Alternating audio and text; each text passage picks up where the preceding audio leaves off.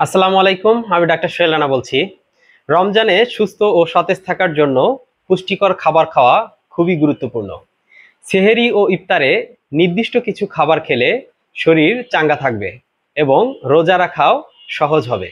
চলুন জানি কোন কোন খাবারগুলি সেহেরি ও ইফতারির জন্য সবচেয়ে পুষ্টিকর। সেহেরির জন্য পুষ্টিকর খাবার: প্রোটিন সমৃদ্ধ খাবার, ডিম, মুরগি, মাছ, দই, ছোলা শরীরে শক্তি যোগায় এবং দীর্ঘক্ষণ পেট ভরা রাখে।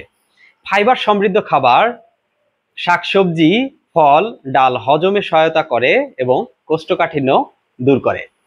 হাইড্রেটিং খাবার যেমন শসা, টমেটো, তরমুজ শরীরকে হাইড্রেট রাখে।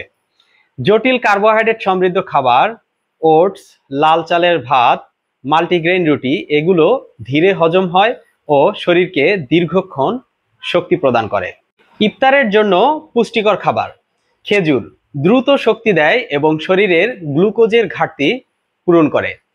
ফল ও সবজি: তরমুজ, কমলা, আপেল, শসা, গাজর শরীরকে ঠান্ডা রাখে এবং ভিটামিন দেয়। প্রোটিন সমৃদ্ধ খাবার: গ্রিলড মুরগি, মাছ, ডাল, ছোলা হজমে সহায়ক ও পুষ্টিকর। হালকা কার্বোহাইড্রেট যেমন লাল আটার রুটি, খিচুড়ি, স্যুপ শরীরকে পরিমিত শক্তি দেয়।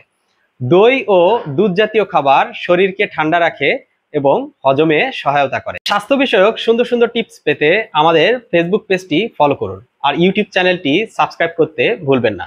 আর বিস্তারিত জানতে ভিজিট করুন redonpharma.com। ভালো থাকবেন, সুস্থ থাকবেন এই কামনায়। খোদা হাফেজ।